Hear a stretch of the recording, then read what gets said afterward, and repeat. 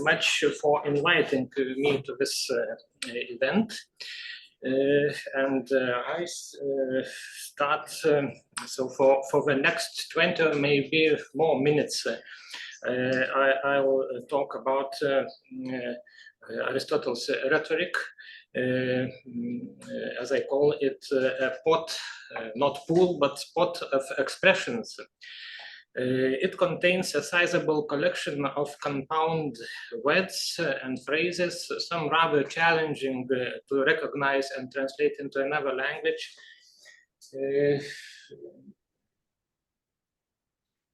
This is the outline of my speech. But it would be tempting to touch cross-linguistic parallels, but due to my modest preparation, I will limit my current discussion only to the constructions found in this work. So I also apologize in advance for any mistakes, because I'm not a linguist, more focusing on literary topics, and for some simplifications, or maybe making some things more complicated. After this apologizes, I start my speech, and so a few words about the treatise. Technia Rhetoricae, as some manuscripts title it, is a theoretical work on the art of persuasive speaking, which in Aristotle's view has much common with dialectics, ethics, and politics. It discusses the nature of and components of this art, the means of persuasion, the arguments relevant to the three types of speech: deliberative, demonstrative, and juridical, and describes ethical, emotional, and stylistic factors for a persuasive speech. The content of the treatise is roughly divided into three unequal parts. The first two of the three books deal with rhetorical invention and theory of proofs, while the third book covers more practical issues of style and composition. As an integral part of the Corpus Aristotelicum, Technia Rhetoricae has references to other works by this author. Therefore, the present study adds to the overall body of knowledge on Aristotelian phraseology, and perhaps more, because this text is rich in intertexts, quotations from oral traditions and literary texts, not to mention the influences of the textual tradition. In what follows, my report is divided into three main parts: some reflections on the concepts, key points in the development of my research, and a discussion of two or three aspects of the current findings. A multi-layered text, Aristotle's rhetoric, reflects the rich and literary judged phraseology of 4th century BC Greek, of which, however, as a non-native speaker, I have so far only a fragmentary picture. My knowledge of the topic of this conference is also not in its peak. Expressions briefly referred to as ASVCs and LVCs are a new but interesting topic for me, especially since the official conference announcement raises the issue of diversity of terms. This already have been mentioned by the colleagues who just spoke. The names are modern, but the concepts they refer to do indeed belong to old phenomena, for which the Greco-Roman grammarians had their own name, periphrasis, or circumlocutio in Latin. Although this term is absent from the extant rhetorical techni of Aristotle's time, some shade of it is found in Aristotle's discussion on style in Book 3 of his Rhetoric, especially in the treatment of clarity, correctness, Hellenismos, and propriety, to prepon, as priorities of persuasive speech. Here, in this context, we read a statement that must have been dear to Aristotle, both as writer and as teacher of his thought. So, I quote this, generally speaking, that which is written should be easy to read or easy to utter, which is the same thing. End of quote. Book 3, chapter 5, section 6, and its translation by John Fries. The anonymous scholion here interprets the identity of the terms euanagnoston and euphraston as a measure of a text's clarity.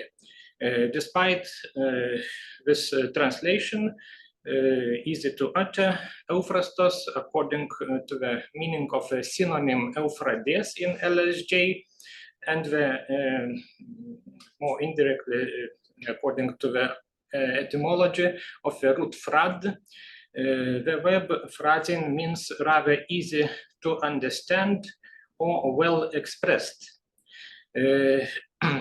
Of course, there is not yet the term of periphrasis here, which was only coined by later rhetoricians, but this already implies a search for terms that refer to strategies or tactics of expressing thoughts.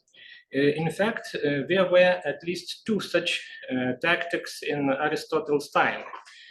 Two terms seem relevant here.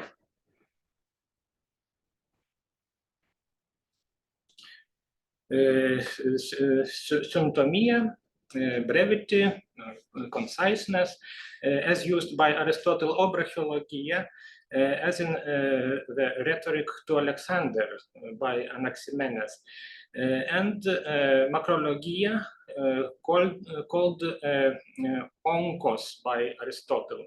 Although brachiologia and macrologia are not systematically discussed in ancient theories of style, and their meanings are usually reduced to a syndeton by Quintilian and polysyndeton or another figure redundancy. In fact, the compounds brachiologein, macrologein, and their derivatives in Aristotle's time also meant a stylistic tactic of linguistic communication. Brachiologia was the principle of naming things concisely. Macrologia was the opposite. In this context, I do not exclude that Aristotle distinguished between the tactics of style not only as a theorist, but also as a practitioner, writer, imitator, and creator. The frequent presence of elliptical and compound expressions in the text of his techne reinforces this assumption. Therefore, I consider the lexical and syntactic material of Aristotle's Rhetoric as the result of the interplay of brachiological and macrological strategies, and assign multi-word expressions to the latter. When working with Greek phrases, it seems obvious to choose terms that are also of Greek origin, hence my preference for the term periphrasis comes. My choice is in line with Heinrich Lausberg's definition of periphrasis, and especially with the one from the manual of Alexander Numenius, a 2nd century rhetorician. So this is handouts.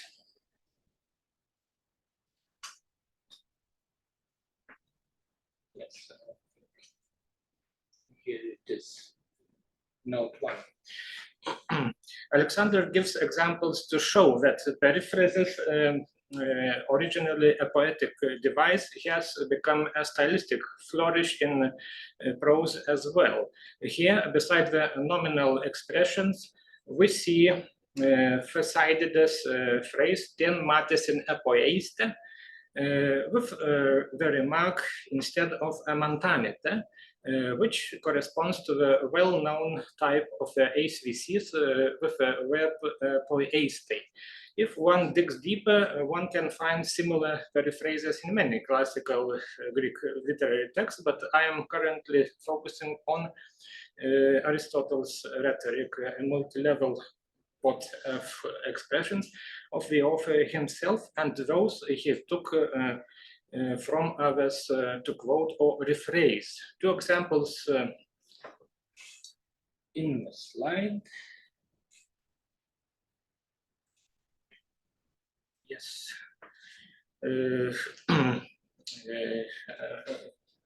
Perhaps in the handout too, illustrate this. The phrase "echei cotton" holds wrath, or as it is translated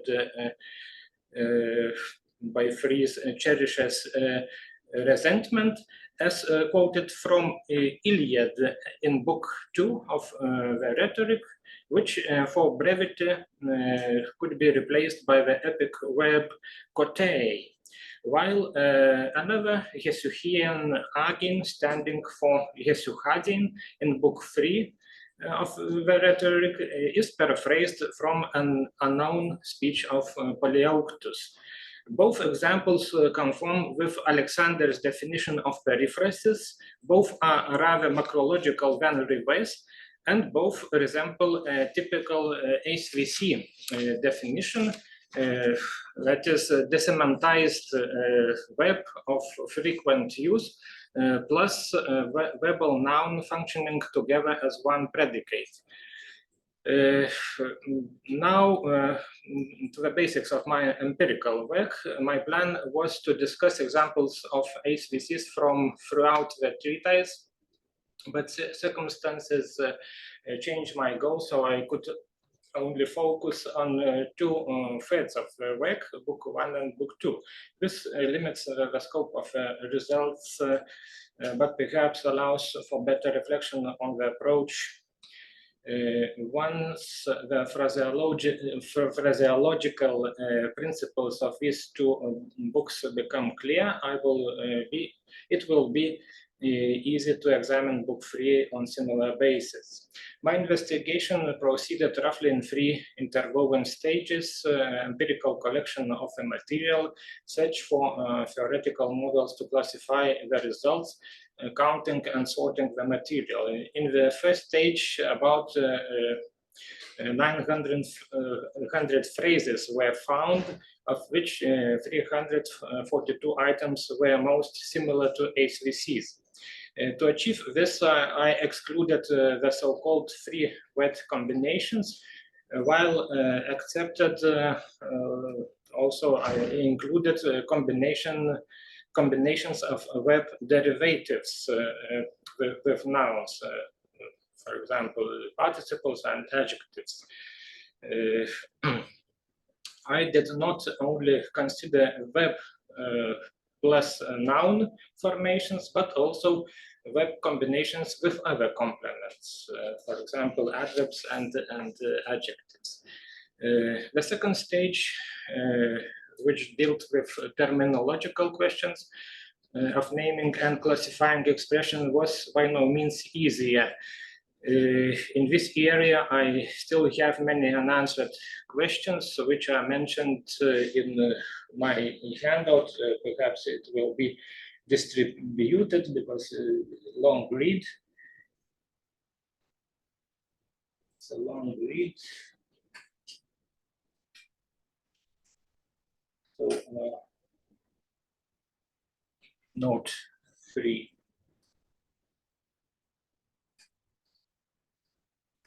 It's quite long.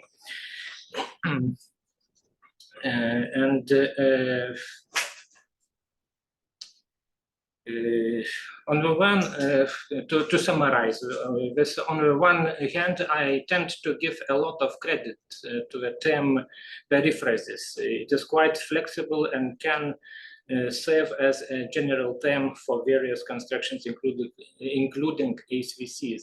On the other hand, those HVCs are also difficult to classify. I have not forgotten about my previous plan and announcement, but I've reconsidered my initial intuition about the distinction between them, both in terms of different aspects of webs,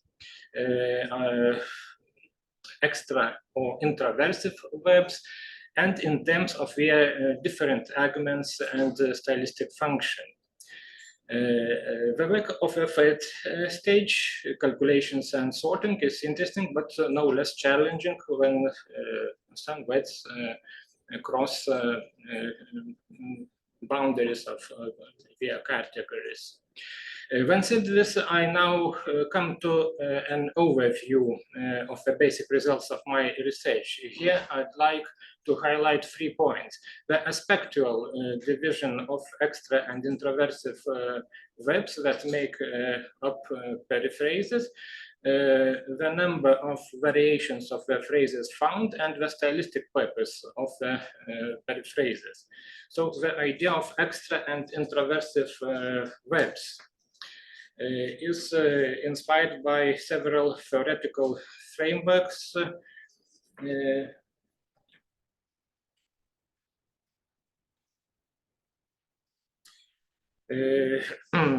Tesnier's theory of actants and verb valence, the observations in the field of verbal derivations and changes of valence, and Aristotle's rhetorical model of persuasion, distinguishing the triad of factors in the process of rhetorical action: the speaker's ethos, the hearer's emotional attitude, pathos, and the logos of a speech. Aristotle's scheme parallels the semantic and syntactic relations between the participants or actors of the sentence in their connection to verbs of different valences. But every text, oral or written, is not just a collection of identical sentences with identical verb properties. Variety is important for rhetorical success, and the possibilities of word derivation help to achieve it. In Greek, the possibilities of derivation are rather vast. From some studies on derivation, we have important terms coined that describe variations in verb valence. I mean extraversion and introversion. According to Lehmann and Verhoeven, extraversion is the process by which an intransitive verb becomes a transitive or bivalent verb, and the reverse process is called introversion. In my study of the expressions of Aristotle's rhetoric, however, I shift the meaning of these terms from situational valence, which depends on the process of derivation, to intrinsic valence, assuming that most of transitive verbs divide into 2 branches, introversive and extraversive, according to their inherent meaning. I designate extraversive those transitive verbs whose meaning conveys the impression of a shift towards an external object and or subject, such as I make, I give, I send, I say, etc. And as introversive, those which convey the impression of a shift from an external object and or subject to the main subject, such as I feel, I receive, I get, I hear, etc. This difference in verbs might also be a prerequisite for the ramification of the semantic or syntactic roles of the respective phrases and for the nuances of their translation. So second point on the number and identification of periphrases among the 342 constructions selected from 900 phrasal combinations. I identified the following more frequent extraversive verbs, including some versions with prefixes.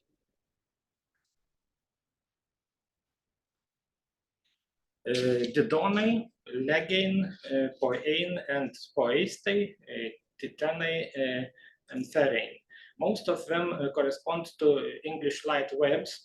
They typically point the action at the object, accusativus rei, and or recipient of the benefit or harm, expressed by the dative or its syntactic counterparts, prostina, eistina, etc. Of all the verbs mentioned, roughly 100 constructions with a direct object were found in corpus analyzed, 81 different units. The count includes formations with suppletive forms and verbal derivatives as well. It's a slide, and more information is in handouts. Among the introversive verbs, I found the following most frequent constituents of periphrases: echein, lambanin, paschein, and pratein, in special meaning experience certain fortunes or fear. These verbs frequently direct the action to the object and or maintain the recipient of the profit or harm, expressed in the nominative case, although sometimes they can also be related to the subject giver. Prepositions, for example, ektinos, paratinos, hypotinos. There are 80 constructions with these verbs plus direct objects in the text considered. For more features, I should direct you to the handouts. It is better to have them at hand. Some of the mentioned verbs of both kinds form adverbial, prepositional, and parenthetical constructions, while the verbs poein, kataskeuatin, and lambanin also govern the accusativus duplex, where the predicate adjective with a verb replaces the causative verb. For example, poein streblon instead of streblun, to make something crooked. And poein semnoteron instead of semnun, to make something more solemn. The text under study has a total of 161 such constructions, with a total number of non-repeated constructions being 73. The leading type here is echein plus adverb, called explicitly periphrases in Smith's grammar. And I noticed 73 cases of this construction, 22 different versions. Since some of these constructions undergo a semantic change in the properties of the verb, for example, meaning becomes intransitive, and the overall meaning of the expression is perceived only in the light of this change, periphrases of this kind resemble idioms. Periphrases with other verbs were not considered this time, but I noted potential candidates for periphrases of HVC type in my draft. A few examples also could be viewed in handouts. Note 5.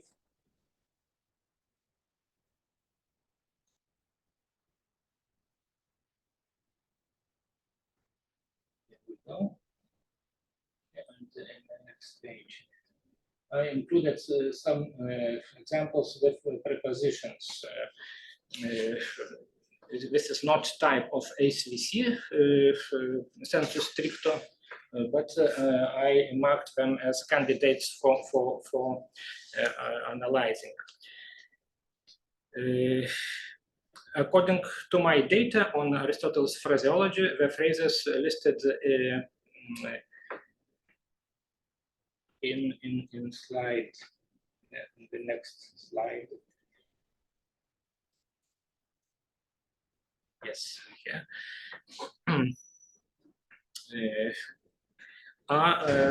Those phrases listed in this slide are more likely to be periphrases of the type HVC. We see 23 of them, but after further categorical revision, their number may change.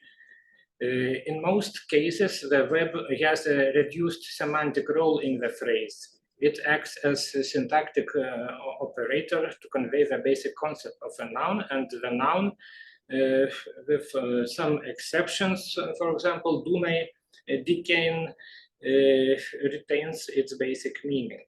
Interestingly, different verbs are used with the base noun for similar meanings. Only a deeper study could reveal whether there is any regularity here. Similarly, it is not clear by the author why the author preferred the periphrases echein sum gnomen or legein epeinon to the variants with poeistei attested in other contemporary texts. The most frequent periphrastic combinations in the text under discussion are with 6 direct objects: entumema, dunamis, enstasis, pistis, logos, and charis. These are the abstract nouns that wouldn't be surprising to find in a discourse on the art of persuasion. Their verbal partners may vary. For example, entumema goes with legein and ferein, charis with didone and echein. Common objects include the neuter adjectives, kakon and agaton. However, adverbial periphrases are much more common here, with the following 4 record holders for frequency: hutos echein, pos echein, eupoiein, and eupaschein. Among 160 adverbial constructions, these account for nearly 40%. But this is a small fraction of a whole pot of expressions in the Aristotelian text. On the stylistic function of periphrases, I will tell only one interesting feature. One noteworthy stylistic phenomenon is the switching back and forth between multi-word expressions and their abbreviated equivalents. The mutual substitution to avoid monotony and tautology. This switching, or to say it in later terms, especially favored by Renaissance humanists, analogy, is most evident in book 2, chapter 19.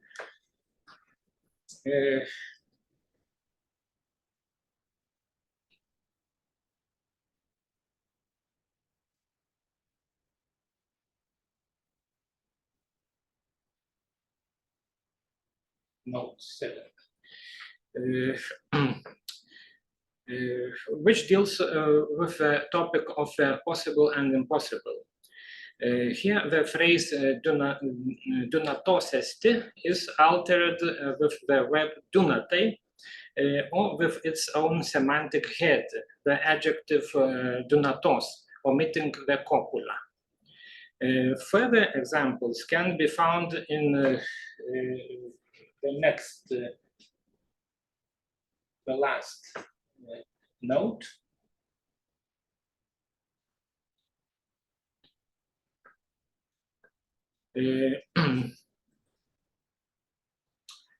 In these, the interchange is rather veiled. For example, periphrasis sung nomen echein is replaced by the verb sungignoskein, not in the same sentence, but in the next to follow. The compound verb ant eupoiein reflects or echoes the phrase eupoesanta. Here, prefix hides the equivalent of the periphrasis. The verb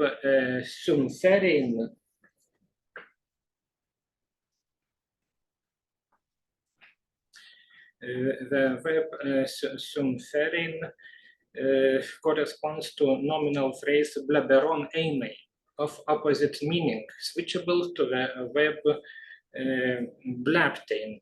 And similarly, the verb adikein with complement enia reflects the opposite phrase dikaia pola poein, while kakopragein mirrors phrases pratin kakos. All this shows that Aristotle actively employed not only analytic but also synthetic constructions.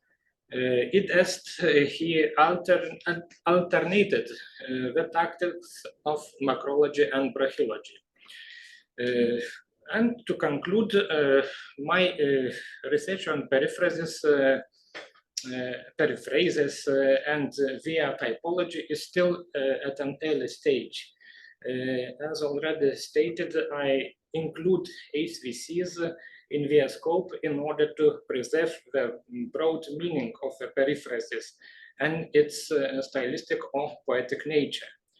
This is not to deny the importance of the types of periphrasis developed in linguistics. There are a number of these types in Aristotle's text. I just have not counted them at the moment, but I also see the overlap of the meanings of periphrases with other terms, especially collocations and idioms. And I have tried to mention this problem. As for the linguistic and stylistic data of Aristotle's rhetoric, I think that this pot of expressions enhances our understanding of a variety of phrases and constructions, including HVCs, variety which enables us to recognize rhetorical strategies of phrase use to consider periphrases as a means of enriching language and to value the poetic contribution of each author to the overall phraseological bank of language. So thank you very much.